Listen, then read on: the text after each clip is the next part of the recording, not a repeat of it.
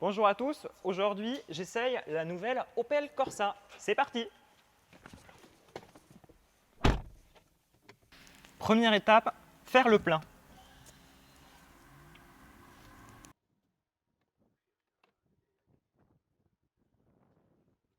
Bon, Fabien, je comprends pas. C'est quoi cette voiture? Elle est où la trappe à carburant? Ils m'ont mis une espèce de prise à la place. Qu'est-ce que je dois faire là? Non mais Simon, c'est une Opel Corsa électrique.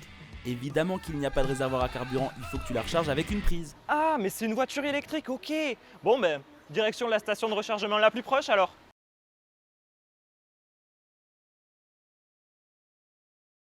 Nous voici donc maintenant à la borne de rechargement la plus proche. Première étape, brancher la voiture. Maintenant qu'elle est branchée, il n'y a plus qu'à attendre qu'elle se recharge. Dis donc Fabien, ça serait pas le moment de lancer le générique par hasard? C'est parti.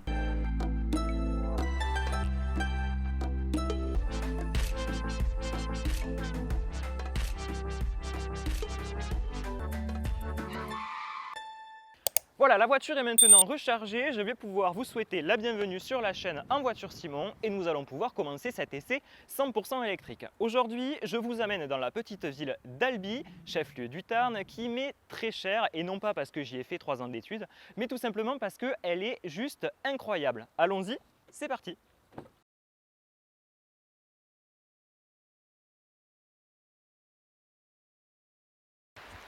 Si j'ai voulu tourner dans cette cité, c'est surtout parce qu'elle est classée au patrimoine mondial de l'UNESCO. Est-ce que tu savais ça, Fabien? Oui Simon, je le savais. D'ailleurs, je peux même te dire que l'on appelle la cité albigeoise cité épiscopale et que son inscription au patrimoine mondial de l'UNESCO est récente. Cela fait à peine plus de 10 ans. Figure-toi Simon, qu'Albi aurait pu ne pas du tout ressembler à ça. Dans les années 60-70, le centre-ville était menacé. La plupart des bâtiments étaient délabrés et la municipalité était face à un dilemme: rénover ou détruire pour reconstruire du neuf. Fort heureusement, plusieurs personnalités publiques, comme Pierre Amalric, se sont fermement opposés à la destruction et ont milité avec force pour la restauration du centre-ville. Ils ont eu gain de cause et en remerciement, quelques décennies plus tard, la médiathèque porte le nom de Pierre Amalric. Ah oui, dis donc, l'histoire de cette ville est vraiment compliquée et regorge de petites anecdotes sympathiques. En parlant d'anecdotes, est-ce que tu savais, Fabien, que cette voiture partage la même plateforme que la 208, la 2008 ou encore la DS3 Crossback? Pour comprendre tout cela, il faut prendre un petit peu de hauteur. Non mais Fabien, tu fais quoi là? Je t'ai pas demandé de te percher là-haut. Quand je dis prendre de la hauteur, c'est une expression. La marque Opel a été créée en 1862 par monsieur Opel Adam et a été vendue en 1929 au groupe General Motors qui n'a pas vraiment fait de choses très intéressantes avec cette voiture. Mis à part quelques voitures très sympas dans les années 70, on arrive au début des années 2000, à la fin des années 90 avec une marque qui est pratiquement à l'agonie et qui sera sauvée in extremis avec l'arrivée sur le marché des SUV Moka.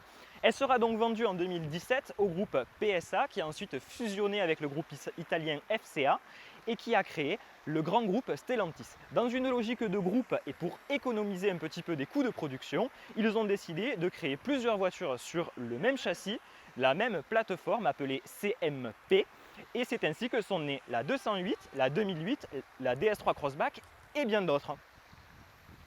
Alors attention, je ne suis pas en train de dire que la 208, la 2008, le DS3 Crossback et l'Opel Corsa sont des voitures similaires, loin de là. L'Opel Corsa est une voiture à part entière, d'autant plus que celle-ci est électrique et regorge de petits détails sympathiques.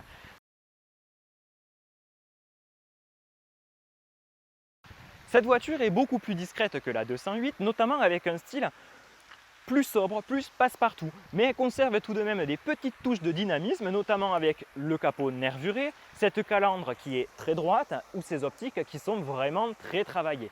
On y retrouve sur la version électrique des éléments qui la démarquent des autres versions, notamment avec ces jantes qui sont super sympas et qui donnent un aspect vraiment moderne à cette voiture.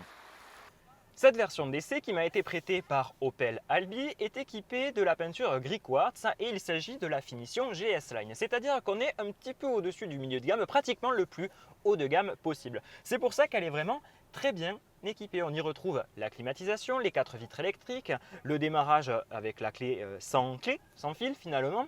On y retrouve également plein d'options de conduite qui permettent de sécuriser un petit peu la conduite et d'être très bien noté au test Euro NCAP, tout en restant dans un tarif très convenable. 25 850 € pour cette Opel Corsa électrique, c'est plutôt pas mal par rapport à ses cousines électriques.